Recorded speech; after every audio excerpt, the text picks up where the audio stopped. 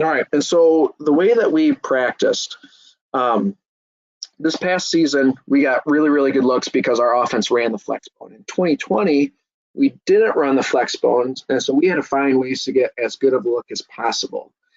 And so what we would do is we actually had the scout team run when we were running team defense. They didn't use a football. We were more worried about seeing our players attack their key and option responsibility. And it was, you're probably gonna get funny looks from your kids, but it really works out pretty well. And then that way you're not having a scout quarterback try and read and pitch and do all those things. It's more about having your defensive players react to their keys and fit the option and the run and the zone dive and the belly and all those things based on how you teach them with their gap responsibilities. So this last season in 2021, we ran team time with the ball because our offense ran the flexbone. But I was much more deliberate in our indie and group time in working on defending the non-option plays. We also still drilled option responsibilities in our indie and group time. So if I were coaching a defense and our offense didn't run the flexbone, I would try and segment my indie and group drills into defending option plays and defending non-option plays, and not use a football during team time.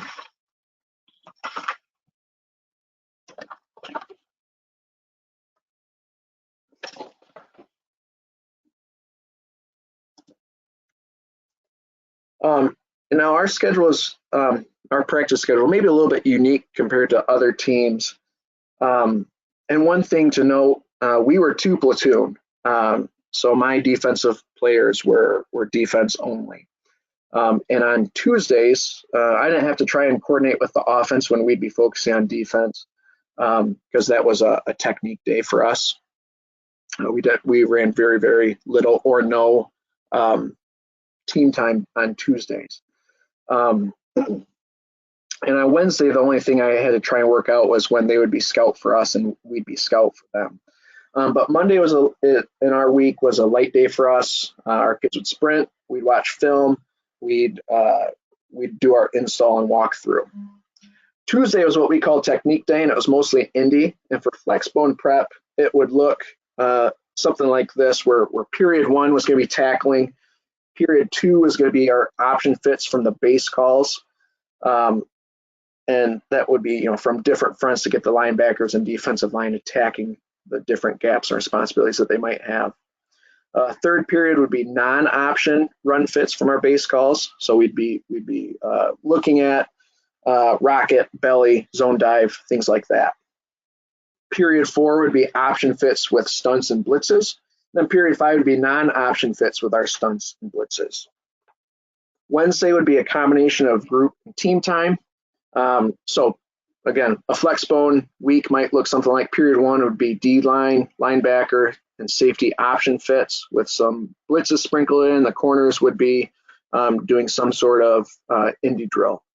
In period 2, it might be just defensive line and linebackers working non-option fits with some blitzes sprinkled in, and defensive back indie. Period 3 would be linebacker and defensive back outside run fits. So option if the quarterback pulls it and is trying to get perimeter, and or the rocket toss. And then D-line would be working some indie there. Period 4 and 5 would be team times. And so I would segment those so that we would have non-option team time. So they're going to be all zone dive or all trap, belly, those sorts of plays, the counters. And then another team time where it was option plays and play action passes. Thursday was a walkthrough for us. We would line up on cans, and then we'd work calls and alignments. We'd run our blitzes, and then we would work on IDing the unbalanced from the huddle.